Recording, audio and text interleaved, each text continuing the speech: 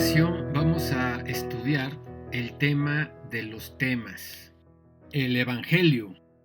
¿Qué es el Evangelio? El Evangelio es la columna vertebral de toda la Biblia, el tema más importante que todo ser humano debe de tener claro, porque es el método que Dios diseñó para la salvación de todos los hombres. Y entrando en el análisis de este estudio y a manera de introducción, lo primero que tenemos que entender es que en la eternidad pasada, cuando Lucero o Lucifer se rebeló junto con la tercera parte de los ángeles, el consejo divino determinó condenarlos a prisiones de oscuridad sin ninguna posibilidad de salvación, como lo dice segunda de Pedro 2:4. Dios no perdonó a los ángeles que pecaron, sino que arrojándolos al infierno los entregó a prisiones de oscuridad para ser reservados al juicio. O sea, ellos no tuvieron absolutamente ninguna oportunidad de salvación y hasta el día de hoy siguen ahí. Ahora, cuando la primer pareja cayó, merecían el mismo destino que los ángeles caídos, ya que Dios había decretado una ley: si comes de este fruto, morirás. Y ellos violaron la ley, ellos rompieron el pacto, por lo cual ellos merecían el mismo destino que los ángeles caídos. Sin embargo, en el consejo divino se determinó darle una oportunidad de salvación a la raza humana a través del Evangelio, manifestándose por primera vez en la Biblia en Génesis 3:15, y culminando el fin de este mundo una vez que se haya predicado a todas las naciones, como lo dice Jesús en Mateo 24:14. Entonces, el primer punto que tenemos que entender claramente es ver la gracia y la misericordia de Dios al darnos a la humanidad entera la grandiosa oportunidad de salir de esta sentencia de muerte, aun cuando los seres humanos somos iguales de diablos que los ángeles caídos. Por tal motivo, es el tema más importante de la Biblia. Ahora bien, una de las definiciones más claras que podemos ver en la Biblia acerca de esta buena noticia la podemos ver en el libro de Romanos capítulo 1 verso 17, que dice: porque el Evangelio es la justicia de Dios que se revela por fe y para fe, como está escrito, mas el justo por la fe vivirá. Es a través del Evangelio que Dios revela su justicia. Es a través del Evangelio que el hombre puede ser justo a los ojos de Dios. Y no nada más nos justifica, sino que además nos predestina para ser transformados a la imagen de Cristo, como lo podemos ver en Romanos 8:29.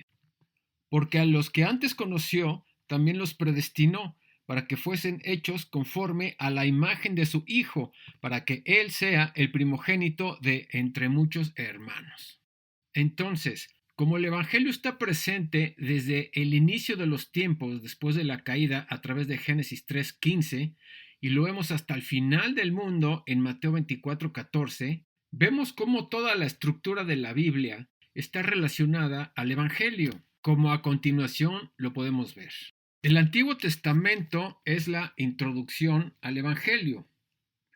Los 4 evangelios son la manifestación del Evangelio. El libro de los Hechos es la propagación del Evangelio. Las cartas apostólicas son la explicación del Evangelio y Apocalipsis es la culminación del Evangelio. Pasando a otro punto, podemos ver que en el mundo cristiano de hoy hay un entendimiento muy pobre de lo que significa el Evangelio y más aún de los alcances de este, las implicaciones para el ser humano caído, los elementos que lo componen, los resultados, las bendiciones y las seguridades que otorga. Entonces, es importante saber que el Evangelio es como el pasaporte para entrar al reino de Dios. Pero, igual que como se maneja en todas las naciones del mundo de hoy, si tú llegas con un pasaporte con un dato incompleto, no entras. O sea, se hace inútil el pasaporte, inclusive hasta podría considerarse como un delito. Si por presentar un pasaporte adulterado no se te permite la entrada a una nación, por eso es crucial entender los requisitos y el proceso para adquirir este pasaporte al reino de los cielos. cosa que muchísimas iglesias no tienen claro y por eso andan enseñando otros métodos y otras cosas a la cual le llaman evangelio. Y la evidencia de esto son las miles de vidas de supuestos cristianos que están seducidos por el mundo con complejos, traumas, fobias, ansiedad, sin victoria sobre el pecado, en otras palabras, sin poder. Y el Evangelio, de acuerdo a la Biblia, es poder de Dios para salvación. Entonces, la definición que cada creyente tenga del Evangelio va a determinar no solo su calidad de vida espiritual, sino el propósito de su vida en este plano terrenal y su destino eterno. Por eso es muy peligroso tener un concepto incorrecto del Evangelio. Y de hecho, no es casualidad que Pablo haya escrito en el libro de Gálatas capítulo 1 versos 6 al 8 lo siguiente: Estoy maravillado de que tan pronto os hayáis alejado del que os llamó por la gracia de Cristo para seguir un evangelio diferente. No que haya otro, sino que hay algunos que perturban y quieren pervertir el evangelio de Cristo.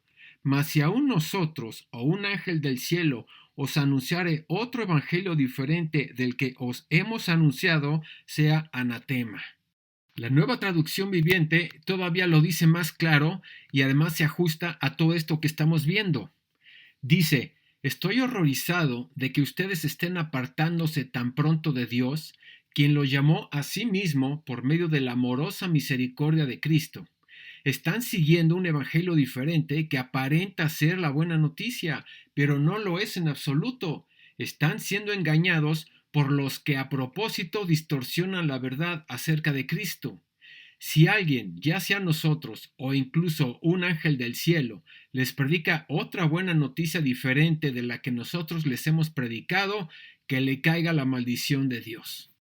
Esto que dijo Pablo es tremendo, porque si alguien enseña un evangelio erróneo, incompleto, como se hace en miles de iglesias el día de hoy, implica que muchos adoptarán esa visión y los resultados se verán reflejados en su vida espiritual. Repito, como lo vemos hoy en día en miles de supuestos cristianos, una vida religiosa sin poder, porque el correcto entendimiento del Evangelio produce en el creyente lo que Pablo resume en Romanos 1, versículo 16, que dice: el Evangelio es poder de Dios para salvación. Y honestamente, el poder de Dios es lo que menos se ve en las iglesias de hoy, ya que están llenas de chismes, divisiones, carnalidad, mundanalidad, jóvenes fumando con un pie en el mundo, en antros, fornicando con la novia, emborrachándose. O sea, lo que menos se ve es el poder de Dios. Ahora, cuando hablamos de poder de Dios, no se refiere a hacer milagros o prodigios o tirar gente al piso o hablar lenguas o escupir polvito de oro, sino que más bien se trata de salvación, algo que tiene impacto con mi pasado. O sea, el Evangelio cambia mi condición jurídica de culpable delante de un Dios justo y, en segundo lugar, tiene que ver con mi presente, con una vida de poder sobre el pecado. A eso se refiere el poder de Dios. Es poder sobre el pecado y el reino de las tinieblas. En otras palabras, una vida de victoria enfocada para llevar a cabo la gran comisión. Por lo cual, el Evangelio también tiene que ver con mi futuro, porque la predicación del Evangelio es propagar el pasaporte gratuitamente para la futura resurrección y la vida eterna.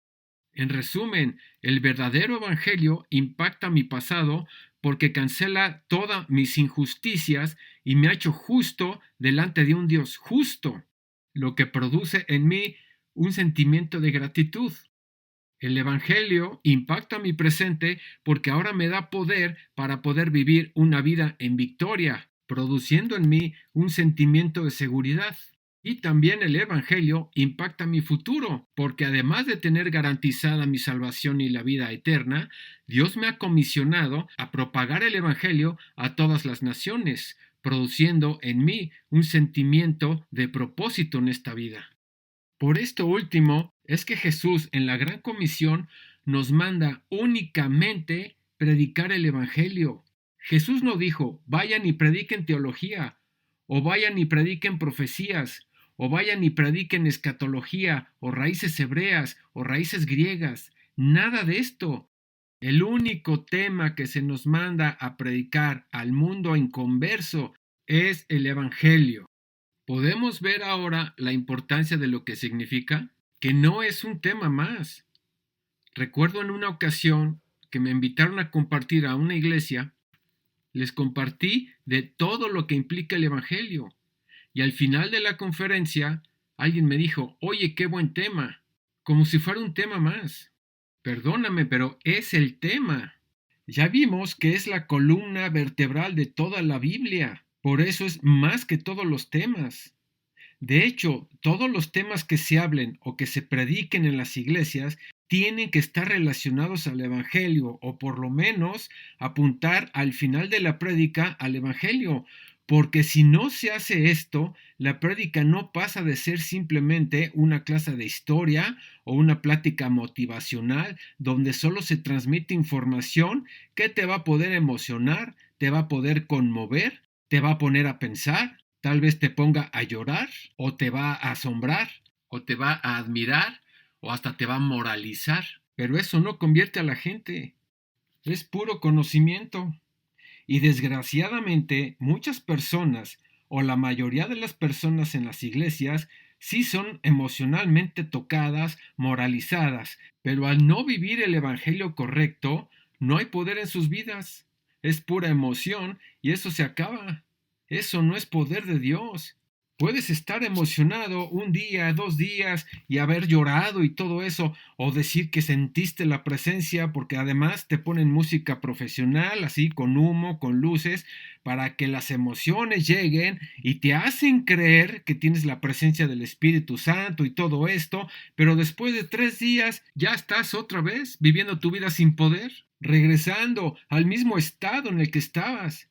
Y por eso, como no hay poder en sus vidas, recurren a prácticas religiosas como largos ayunos, largas oraciones, hacer más obras, vigilias. Y por eso estas mal llamadas iglesias, que más bien son clubs religiosos, están llenos de prácticas legalistas, místicas, activistas, con un evangelio humanista donde se centra en el hombre y no en Cristo, mezclando filosofía, además con psicología, esoterismo, bueno, hasta mercadotecnia.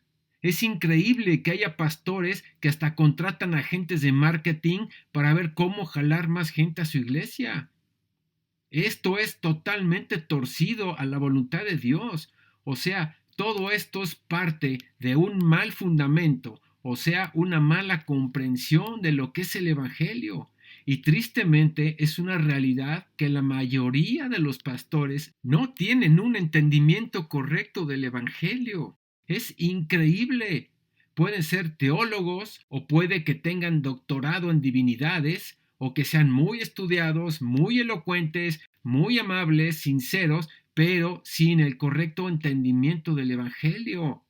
Y a la larga, esto va a traer confusión, una vida religiosa en el creyente, repito, sin poder, en una rutina cada domingo, sin rumbo, caminando en círculos y tarde o temprano va a culminar en un desánimo y alejamiento de la vida cristiana.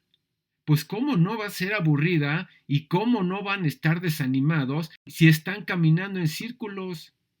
Y por eso vemos, sobre todo a los jóvenes, cuántos de ellos que ya no van a la iglesia porque se aburren. Ahora, no se trata de entretenerlos, pero si por un lado son tentados fuertemente por el mundo y por otro lado no tienen conocimiento del Evangelio, acaban sucumbiendo.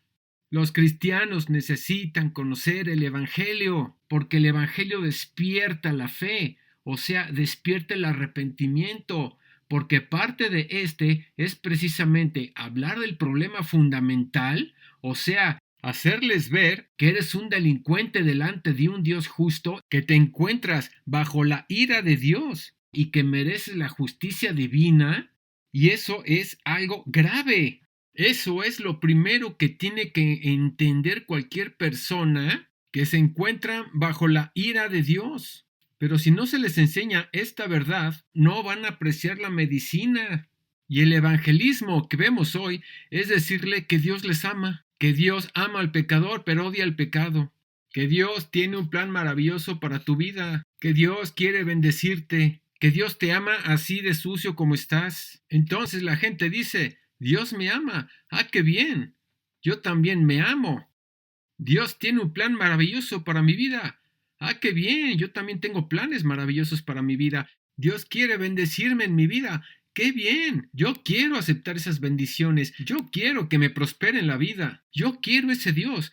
Ok, repite esta oración. Recíbelo en tu corazón. Y hacen esa oración y ya le llaman hermano. Bienvenido a la familia de Dios, hermano. Ahora ven a la iglesia para que crezcas en tu fe. Y ahí en la iglesia ya nada más lo andan moralizando y sacándole el dinero. Y así andan miles de supuestos cristianos, viviendo una vida sin poder. Y obviamente cuando no hay poder, por eso recurren a largos ayunos, largas vigilias, a largas oraciones. Además cantando canciones antievangélicas, suplicándole a Dios que los avive. Renuévame, Señor, ya no quiero ser igual. Todo lo que hay dentro de mí necesita ser cambiado, Señor. Dame poder, avívame. Ven, Espíritu, ven. Purifícame, lávame, cámbiame, renuévame, restáurame. Viviendo un cristianismo futurista. Él me dará la victoria, Él me dará el gozo, Él me levantará, como si el consumado no hubiera sido suficiente. Por no conocer el verdadero evangelio, están ignorando la nueva identidad y la nueva autoridad que éste ofrece. Ok, entonces vamos a entrar al primer punto del desarrollo de este tema, viendo primeramente lo que no es el evangelio. El evangelio no es la vida de Jesús, no es la Biblia, no es decir que Jesús perdona tus pecados, no es solo decir que Jesús murió por mí, no son las 4 leyes espirituales, no es una oración de fe, tampoco no es teología, no es cualquier tema que se encuentre en la escritura, ni tampoco es cualquier cosa que leas de los 4 evangelios. Para empezar a escudriñar lo que sí es el evangelio, vamos a ver que la palabra evangelio significa buena noticia en singular. No es buenas noticias como se conoce hoy en día en el cristianismo de hoy. Sin embargo, la buena noticia se compone de varios elementos. Entonces, vamos a imaginarnos que todos estos elementos que componen el evangelio lo guardamos en un archivo comprimido. Estoy hablando en un lenguaje cibernético. Creo que todos ustedes han recibido archivos comprimidos que están en zip y cuando le picas a este archivo entonces se abre unas subcarpetas. Bueno, pues hagan de cuenta que el evangelio es lo mismo. Ahí tenemos la carpeta que se titula El plan de Dios para la salvación y cuando la descomprimimos nos van a aparecer 2 subcarpetas que van a contener los datos y la información para poder tener una comprensión amplia y correcta de lo que es el evangelio. ¿Y por qué 2 subcarpetas? Bueno, pues es importante entender que para Dios existen 2 grupos de personas, los judíos y los no judíos, o sea, los gentiles, bíblicamente hablando. Entonces, cada una de estas 2 carpetas contiene los datos con diferente perspectiva para presentar el evangelio a cada uno de estos grupos. Sabemos que los judíos, como el pueblo escogido de Dios, dice la palabra que de ellos es la adopción, la gloria, el pacto, la promulgación de la ley, el culto, las promesas de quienes son los patriarcas y de los cuales, según la carne, vino Cristo, como bien expresado en Romanos capítulo 9, versículo 4. Por lo cual vemos que fue el pueblo que Dios escogió para que de ahí viniera el Mesías, el Cristo.